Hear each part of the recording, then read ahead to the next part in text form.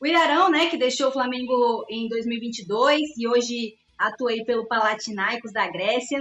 Ele deu uma entrevista aí na última segunda-feira aí para o Charla Podcast, em que ele revelou aí uma mágoa assim que ele tem com alguns torcedores. Olha, eu vou ler as aspas aqui do Arão e aí o nosso querido Túlio vai comentar aí o que ele achou dessa fala do Ilharão. Todo mundo fala que a torcida. Abre aspas. Todo mundo fala que a torcida pegava no meu pé, que o Arão só jogou em 2019. Eu fui para a seleção brasileira em 2017. Fui o melhor volante do Brasil em 2016, mas não vale de nada. Mas não vale de nada, eu fui para a seleção brasileira em 2017 e só foram brasileiros e eu fui titular. E ele ainda complementou. Ou seja, naquele momento eu era o melhor jogador do Brasil, o melhor volante do Brasil naquele ano, né? Depois, pode ser que não. Só que todo mundo fala que eu só joguei depois de 2019. Eu não generalizo, não. É uma parte da torcida que tem isso. Mas, enfim, ele concluiu. E aí, Túlio, o que você achou da fala do Arão? Claro, muitos torcedores pegaram muito no pé dele aí. Alguns realmente consideram que ele só começou a jogar depois do Jorge Jesus falar, tá mal, Arão. Aí ele do nada ele teve um estalo e começou a jogar muito. Mas o que você acha sobre essa fala também, sobre o Ilharão e, enfim, ele ter trazido isso à tona? Eu até comentei, né, lá no grupo de membros, a galera me marcou aí nessa fala do Arão, né, o coluna do Flá fez matérias aí sobre essas aspas dele. Olha, assim, eu não lembro muito em 2016 quais eram os volantes, assim, para afirmar se ele de fato foi o melhor ou não. Eu sei que ele chega no Flamengo, assim, ponto de muita expectativa, né? E ele, inclusive, paga para vir jogar o Flamengo. Ele tinha lá um contrato, uma renovação automática com o Botafogo, uma coisa que até foi parar na justiça e tal. Ele fez muita questão de jogar no Flamengo. Eu vejo que pré-2019, vamos dizer assim, a passagem do Arão até ali, ela foi muito de alto e de baixo, né? 2017, por exemplo, que ele fala aí, né? Ele foi para a seleção e tal. Ele tem ótimos jogos pelo Flamengo, mas, assim, o time também era muito instável, né? O time do Flamengo também vivia numa instabilidade muito grande, já não era um Flamengo, vamos dizer, né, bem reforçado em todas as posições, ainda estava aquela construção, né? Se a gente for pegar 2016, quando ele chega, não tinha nem o Diego estava no Flamengo ainda. O Diego só chega no segundo semestre. Né? 2017, mesma coisa. Everton Ribeiro no segundo semestre de 2017, o Everton Ribeiro não jogou bem. Diego Alves veio e não podia jogar todas as competições. Então, o time era muito instável.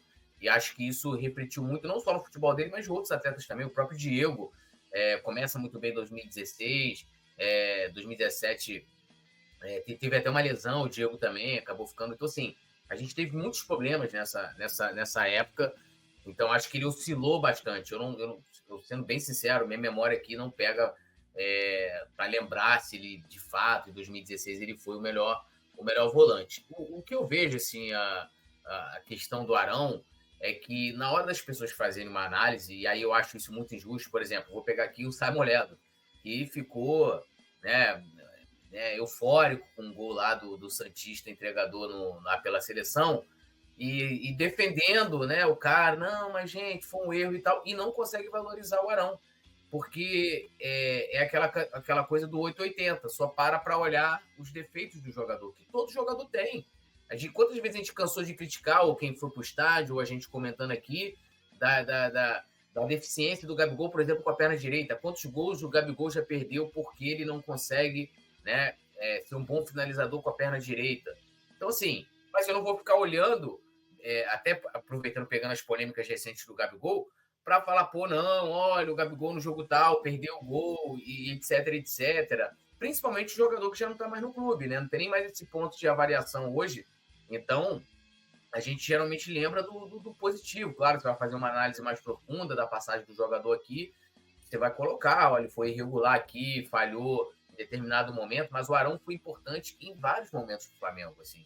E eu acho injusto muitas análises que fazem sobre ele. Não estou nem dizendo que tem que considerar ele ídolo, craque ou nada, mas e é até incoerente, né? Porque vou pegar o Simon aqui mais uma vez. tem o Jorge Jesus como né, o maior treinador da história do Flamengo. E o Jorge Jesus, por exemplo, adora o Arão. Quase que o Arão sai, vai com ele lá joga com ele na Turquia, né? Joga com ele na Turquia. No Fenerbahçe. No Fenerbahçe, né? Quase leva ele pro Al Hilal. Então, assim, pô, como é que pode um dos melhores treinadores do Flamengo nos últimos 40 anos gosta tanto do Arão e a torcida simplesmente se desfaz do cara? Então, assim, eu acho extremamente injusto. Eu já critiquei muito o Michael, um jogador que né, tá na pauta aí. Cara, o quanto eu critiquei Michael 2020. Mas muito, não só eu não, acho que aqui no Coluna inteiro. E depois, quando ele melhorou em 2021, eu além de ter vibrado bastante com o que ele pôde oferecer para o Flamengo naquele momento, não queria nem que ele saísse. Então, assim, eu acho que... eu não sei, assim, eu não consigo entender, não tem como, não estou dentro das pessoas, também não tenho o poder de mudar a opinião de ninguém, mas eu queria muito entender, acho que tem que ter um estudo antropológico sobre isso, né? Da pessoa que tem uma opinião, né? É como se a gente olhasse o ser humano como imutável na vida, né? Tipo, você errou em determinado momento e você não pode mudar, né? Ou mesmo ter a possibilidade de reviver aquela situação e ter uma atitude diferente. Então, assim, eu não sei, não vou dizer que é exagero ou não o que ele coloca, mas eu estendo assim até para a passagem dele de que é injusta muitas vezes essas análises que fazem, né? E até a produção lembra aqui, né? Lamento muito ele ter sido vaiado no último jogo dele pelo Fla. Não, e foi absurdo essa vai, porque o Flamengo vencia por 5-0. E aí ele erra um passe e a galera vai. Então, assim, e aí é uma coisa que eu não consigo compreender. É um carinho muito grande com um jogador que nada venceu aqui. O cara pode ter opinião, gostar lá do Andrés, achar ele ótimo jogador. Tem gente aí que o Petit, sabe, coloca ele como craque. Pô, ele no meio campo do Flamengo hoje. Aqui no Flamengo ele nem sabia dizer a posição que ele jogava, né? Ele não sabia se era meia, se era primeiro volante, se era segundo. Tinha um limbo ali, né? Que ele não sabia onde ele jogava. Mas, beleza, considera o cara como craque. Agora, seja justo com quem deu retorno aqui.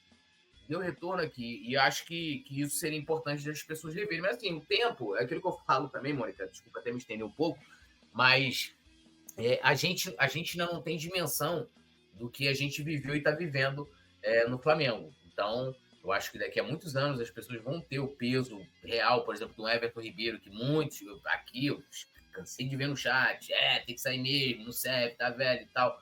Que a galera... E não é o fato da pessoa ter a opinião de que o cara tem que sair ou tem que ser negociado, é a questão como você trata, né?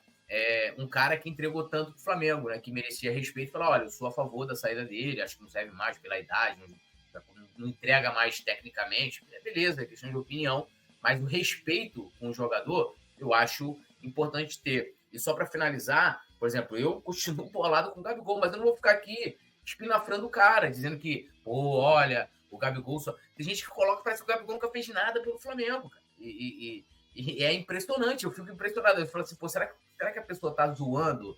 Né? Um outro exemplo é o Rodinei. O Rodinei nos 6 anos jogou um. Porra, que bom, né, cara? Que o cara, pelo menos um ano, que eu discordo também. Mas aí é que eu acho que entra a questão do Arão, né? Porque, assim, a gente vê que o Gabigol foi do céu ao inferno, né, nesse período de Flamengo. O Rodinei teve o inferno muito tempo, aí saiu, foi pro Inter. Quando ele voltou, ele teve aquele ano espetacular, né? Com certeza, de longe, o melhor dele. Não tô falando que ele não jogou nos outros anos, mas eu lembro que a torcida criticava bastante na época. Ou era o Rodinei, ou era o Pará, né? Tinha eles dois como opção. E quando saía um, o outro era criticado, enfim. O Rodinei, até ele se firmar ali vamos botar 21, 22, ele, por exemplo, não tinha conseguido alcançar o status do Arão. O Arão diferente, o Arão sempre foi titular. O Rodinei não.